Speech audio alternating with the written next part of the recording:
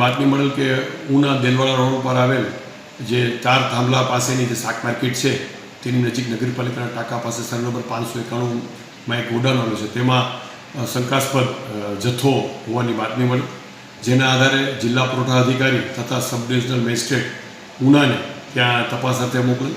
તેઓની તપાસમાં ત્યાં ગોડાઉનનું પંચો હાજરીમાં તાળું તોડતા તેના નીચેના ભાગમાંથી ઘઉં ચોખા બાજરીના કુલ 194 કટ્ટા, એક કટ્ટામાં 60 કિલો માલ હોય એવા 194 કટ્ટા મળી આવે તથા જે બાલ શક્તિના પેકેટ આવે છે ICDSના એના 17 પેકેટ મળી આવે. આ તમામ જથ્થાની કિંમત 4,74,000 જેવી થવા થાય છે. ગોડાઉનના ઉપરના ભાગે તપાસ કરતાં તાળું તોડતા તેની અંદર રોયલ સ્ટેગ અને પ્રિન્સ જોન્સ એમ 2 બ્રાન્ડની 180 mlની 1353 બોટલ ઇંગ્લિશ દારૂનો જથ્થો પણ મળી આવે. આ જથ્થો જે છે એ આનું પોઝિશન જે છે એ ગોડાઉનનું એ યોગેશગીરી લક્ષ્મણગીરી ગોસ્વામી રહેવાસી ખાંભા અમરેલીનું હોવાનું માલુમ પડે.